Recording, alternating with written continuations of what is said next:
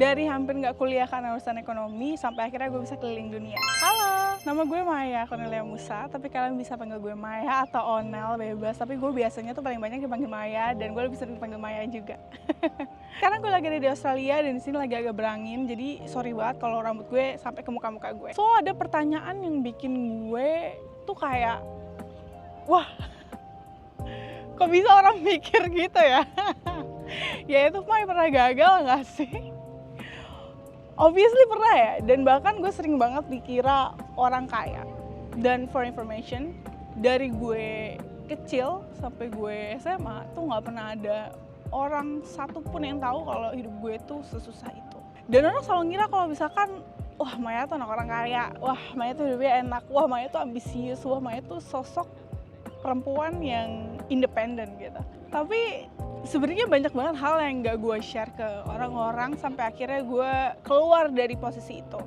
Dimana dulu gue pernah kayak gak makan karena gak ada uang, terus juga gue pernah ada di posisi gak punya rumah dulu waktu gue kecil banget. Nyokap cerita, gue jujur gak inget ya, tapi that's one of story yang nyokap gue ceritain juga. Dan gue cuma punya nyokap gitu, which is nyokap gue single parent. Dan seumur hidup gue tuh cuma tinggal sama nyokap dan adik gue. Jadi gak ada tuh keluarga besar, gak ada tuh gue ditanyain kapan nikah, karena emang gue gak pernah kumpul keluarga dan gak tahu juga. Dan menurut gue ya, kenapa gue gak pernah cerita soal kesusahan gue, itu simply karena menurut gue, dan ini juga nyokap gue yang ngajarin ya, gak semua orang tuh peduli dan gak semua orang tuh bener-bener pengen nolong gitu. Some of them tuh cuman kepo aja, kepo soal hidup lo.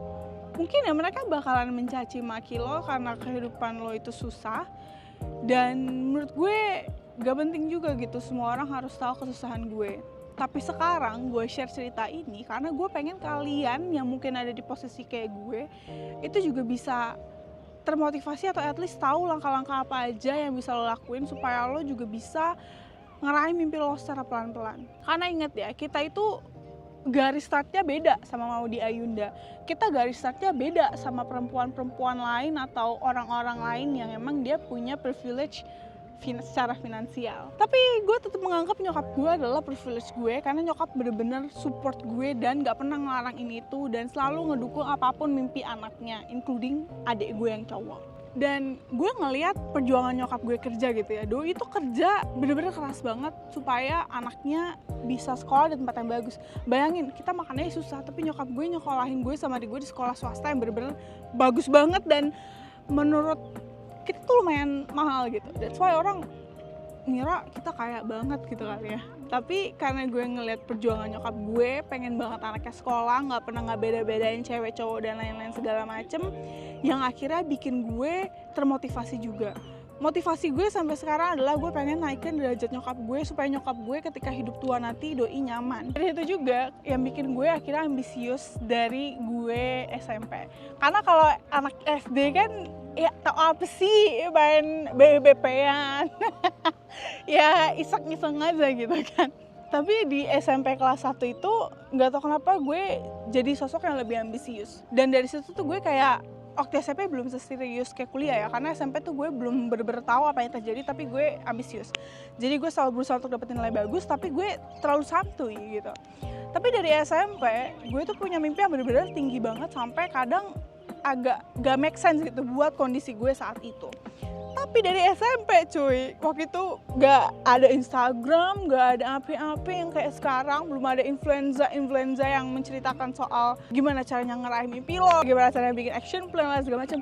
Gue udah bikin resolusi per 5 tahun. Jadi dari gue SMP kelas 1, gue tuh udah tahu 5 tahun ke depan gue mau di mana, mau ngapain, mau kemana tuh gue udah tahu. Ini sotoy banget. Dan salah satu mimpi gue adalah gue inget banget pengen ke benua Afrika, gue pengen ke benua Amerika.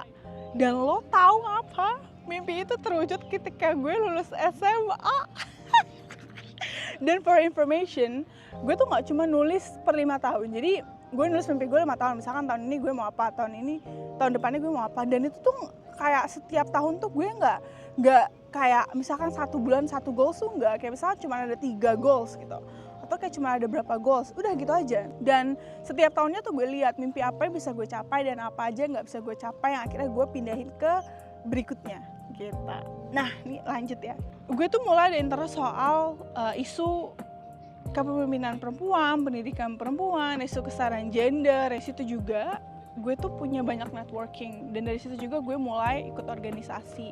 Dan di SMP SMA tuh gue kepilih jadi ketos, juga ikut Forum Anak Kabupaten Bogor, dimana gue akhirnya jadi ketua. Gue tuh di Forum Anak Kabupaten Bogor dari 2013 sampai 2020, which is 7 tahun gue di sana. Gila ya, gue tuh setia banget cuy. Gue ikut organisasi, gue bener-bener kayak peduli banget sama isu sosial. Gue bakal sampai keliling ke kecamatan, ngomelin Pak, nggak ngomelin sih, cuma berdebat aja sama Pak Camat, kayak kenapa sih kok kita nggak ada ini, kok kita, pokoknya tugas gue protes mulu kan. Tapi at the same time gue juga ngelakuin aksi di mana gue bikin program banyak banget. Waktu gue SMA, di situ gue udah kayak mulai lebih ambisius gitu. Gue belajar bahasa Inggris sendiri, gue praktis sendiri, semuanya sendiri, sampai akhirnya gue bisa fasih bahasa Inggris itu pas gue kelas 3 SMA. Waktu gue lulus SMA itu, gue nyoba masuk universitas, tapi sayangnya nggak ada uang, jadi kayak gue bingung mau ngomong ke nyokap gue gimana. Gue tuh sempat sedih banget gitu ya, dan gue sempat kayak mikir kenapa hidup gue itu kayak gini ya, kayak orang-orang tuh gampang aja gitu, mau apa yang mereka pengenin tuh gampang aja gitu ya. Namanya juga anak SMA, egonya masih tinggi. Tapi dari situ juga gue memutuskan untuk gap year. Bukan memutuskan sih, tapi karena emang kondisi gue nggak memungkinkan. Jauhnya langsung keluar so.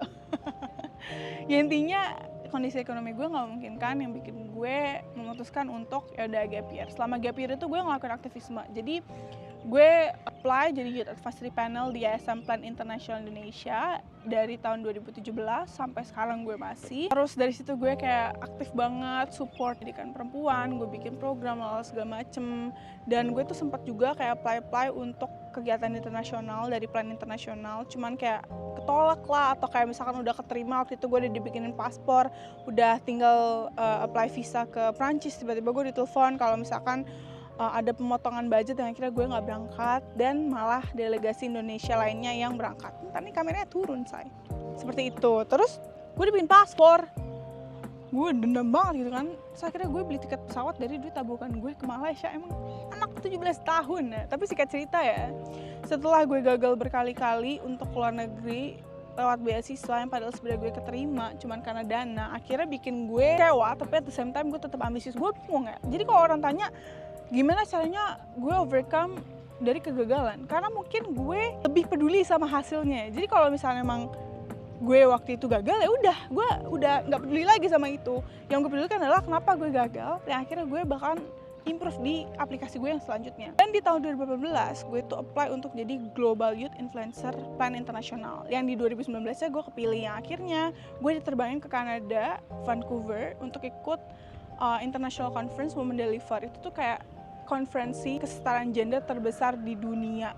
Dan di situ gue bener-bener kayak semuanya gretong. Jadi kayak gue gak nyangka gue bakalan pergi ke Kanada gitu kan. Pas gue beasiswa itu ke Kanada, dan lo harus tahu nyokap gue tuh gak ada uang sama sekali. Gue cuma dikasih dia 200.000. Gue gitu kayak pinjam koper ke orang, terus gue juga dipinjemin baju-baju, karena kayak gue dibilangin gini, "Mai, kamu di Jogja Kanada masa gak ada stylenya sih?" Gue didandanin, dipinjemin sepatu, bus, dan segala macam sama temen-temen gue. Pokoknya kayak mereka suportif banget. Gue kalau inget itu tuh kayak terharu, hancur. Aduh, anjir. Tapi ya udah, Kanada dengan modal 200.000, gue mau makan aja tuh gue nunggu pendamping gue, karena gue waktu itu masih 19 tahun, jadi gue harus ada pendampingnya, dan semuanya tuh dibayar sama Plan Internasional, including visa dan segala macamnya. Dan gue pun dapat uang stipend gitu lah selama gue di sana, jadi gue nggak gembel-gembel banget. Karena tuh gue ketemu Justin Trudeau, terus gue juga ketemu presidennya Uganda, terus gue juga di sana ngomongin soal pendidikan anak perempuan. Nah, pas gue ngomongin soal pendidikan anak perempuan, gue tuh tiba-tiba ada jurnalis majalah, dia nyamperin gue, terus dia random nanya gitu, terus dia bilang gini ke gue, "Kamu ngomongin isu pendidikan anak perempuan, tapi kamu sendiri aja nggak bisa lanjut kuliah karena masalah ekonomi. Kamu tuh harus tanya ke Plan Internasional, minta dukungan, karena kamu tuh punya bakat, kamu tuh punya ambisi kamu tuh punya mimpi kamu," gitu. Terus gue kayak, emang gue boleh minta? Tapi akhirnya gue cerita soal kondisi gue ke pembina, yang beliau adalah salah satu staf di Plan Internasional juga. Dan di situ tuh gue kayak udah daftar beasiswa hukum ya, S1 hukum. Dan setelah gue cerita soal permasalahan gue, tiba-tiba namanya Mbak Shere, tiba-tiba Mbak Shere bilang, kamu mau nggak mau kuliah bisnis, tapi kamu tetap harus ikutin interview, kamu tetap harus tes segala macem gitu. Akhirnya gue kayak, mau Mbak, gue nggak tahu kenapa gue kayak bilang mau Mbak. Tapi udah, kalau kita balik lagi ke mimpi gue di waktu SMP, tiba-tiba tuh gue udah ke benua Amerika. Karena kan di benua Amerika ya, kayak mimpi gue terwujud, say. Meskipun prosesnya panjang ya, gagal dulu, nggak apa-apa. Terus akhirnya gue tes lah, gue ke kampus gue, namanya IPMI International Business School. Gue kesana, gue ketemu sama direkturnya, gue interview, terus gue juga tes tertulis, gue bikin esai. Itu sumpah tuh tesnya susah banget, cu. Gue kayak gak nyangka gue bakalan lolos juga. Tapi akhirnya gue ternyata diumumin gue lolos, dan lo harus tahu ketika gue diumumin kalau misalkan gue lolos, next day-nya gue tuh diumumin kalau gue tuh lolos untuk interview beasiswa bisnis. Gue mikir kan, gue pengen bisnis, tapi gue juga pengen hukum. Yang akhirnya gue breakdown gitu, plus minus kalau gue join hukum dan juga bisnis. Dan akhirnya gue keinget waktu gue SMP tuh gue pernah nulis kalau gue tuh punya mimpi namanya food truck. Dimana food truck project itu gue kayak memberdayakan orang-orang yang gak punya rumah atau kayak perempuan-perempuan yang ngalamin kekerasan. Dari situ tuh gue pengen memberdayakan mereka supaya mereka punya kerja gitu. Jadi gue latih, gue training, terus habis itu gue kasih tempat kerja dan lain segala macem. Dan ternyata kayak gue harus masuk bisnis deh. Karena gue keinget mimpi gue waktu SMP. Nah, akhirnya gue ngambil beasiswa yang dari International Business School X CSM Plan International Indonesia. Gue tuh batch 1 cuy, dan batch 1 tuh cuma 1 orang. Di batch berikutnya kayak ada beberapa banyak orang juga. Kalau kalian mau tanya-tanya soal beasiswanya, tanya di bawah ini. Singkat cerita, gue waktu di kampus tuh sering banget ya, karena kayak temen-temen gue bener-bener suportif, yang akhirnya malah gue sekarang bisa lulus 3,5 tahun, gue cum laude, terus gue juga dapat banyak networking, dan gue juga deket sama dosen-dosen yang akhirnya pekerjaan gue pun banyak juga datang dari dosen-dosen. Jadi kalian jangan pada bandel ya kuliah ya. Kalau ada yang bilang, kuliah nggak penting, IPK nggak penting. Sebenarnya bukan masalah penting nggak penting. Menurut gue IPK tuh menunjukkan seberapa seriusnya lo untuk kuliah gitu. Dan ketika lo serius, lo bener-bener bisa berjejaring sama dosen tuh apa ya, menurut gue beliau-beliau tuh keren banget cuy, punya banyak networking, dan lo harus manfaatin itu. Dari situlah gue dapet pekerjaan gue dari dosen, terus gue juga mulai magang dari semester 2.